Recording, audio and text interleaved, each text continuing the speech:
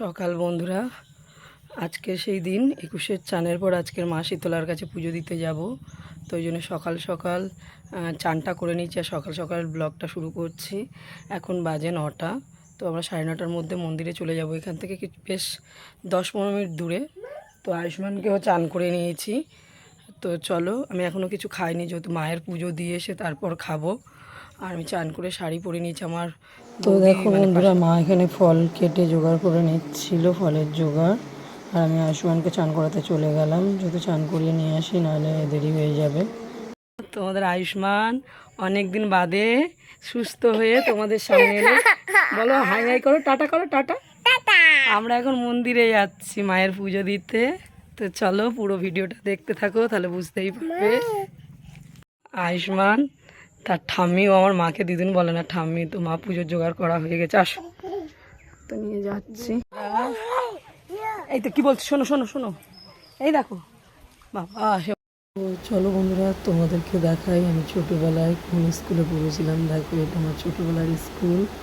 আর এখানে কত নাচ প্র্যাকটিসও করেছি। পুরোনো দিনগুলো খুব মনে পড়ছে, বান্ধবীদেরকেও মনে পড়ছে।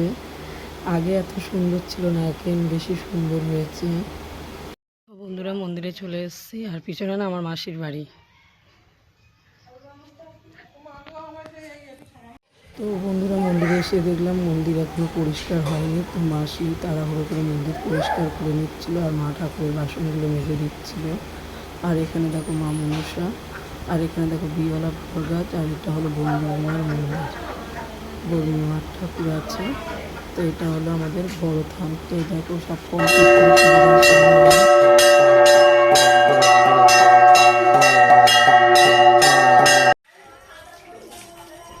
তো বন্ধুরা দেখো, পুজো দেওয়া হয়ে গেছে, প্রায় 1-1.5 ঘন্টা লেগে দিতে দিতে বাড়ি চলে আসলাম। এখন এই প্রসাদ আছে, এবার বাবাকে দেবো। আর আমরা বাড়ি চলে এসেছি। আমি যখন প্রসাদ দিচ্ছি ফেলেছি থালার মধ্যে, যেহেতু ঠাকুরের বাসনে এটো করা উচিত না। তো বাড়িতে চলে এসেছি, বাবাকে প্রসাদ দিয়ে দিই। তো প্রসাদ দেওয়ার পর কী করছি দেখতে থাকো। আজকে আমরা চলে এসেছি এখন টেলারে। তো বন্ধুরা, এটা আবার পরের দিনের ব্লগ শুরু করলাম। 2 দিনের ব্লগ মিলিয়ে তোমাদেরকে দেখাচ্ছি। কদিন বাদেই দেবো এটা। সকাল সকাল যেতে হবে, তোমাদের দাদাভাই এখান থেকে গিয়ে ওর কাজে বেরোবে। তো রেডি হয়ে গেলাম। তো চলো, দেখো চলে এলাম। আর ফ্রেশ হয়ে গেছে। আর রাস্তায় আয়ুষ্মান ঘুমিয়ে ঘুমিয়ে আসছিল, ওই জন্য ফোনটা আমি ধরতে পারিনি। তো দেখো বন্ধুরা, আসার পথে আমাদের জীবনমূল্যের হাট থেকে অনেক মাছ এনেছি। যেহেতু অনেকদিন তোমাদের দাদাভাই মাছ খায়নি, ও এগুলো নিয়েছে, ভোলা মাছ। দেখো কত বড় বড় সাইজ, আর একটু দাম কম ওখানে। এটা একরকম। আর এদিকে একটু দেখা, এই বছরের এই প্রথম এই দামি মাছটা খাচ্ছি আমরা, আগে খাইনি আমরা। যেহেতু আয়ুষ্মান অসুস্থ হয়ে পড়েছিল, তোমরা জানো, এখানে ছিলামও না।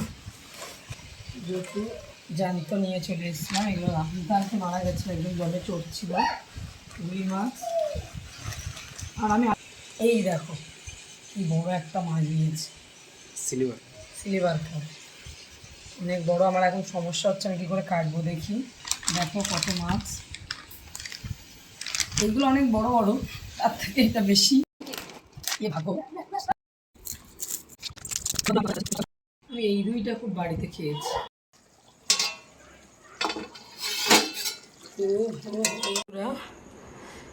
তোমরা তো দেখেছো যে ইলিশ মাছ এনেছি, কত মাছ এনেছি। তো আজকে রাত্রে ইলিশ মাছের ভাপাটা করেই ফেললাম। চলো বন্ধুরা, অবশেষে তোমাদের কিছু ছবি দেখিয়ে দিই। আর ভিডিওটা একটু বড় হয়ে গেছে, কেউ কিছু মনে করো না। আর ভিডিওটা ভালো লাগলে লাইক করো, কমেন্ট করো, শেয়ার করো। আর যারা আমার চ্যানেলে নতুন হয়ে থাকো, তারা প্লিজ আমার চ্যানেলটাকে সাবস্ক্রাইব করে দিও। তো চলো টাটা, আবার নতুন কোনো ভিডিও নিয়ে আসছি।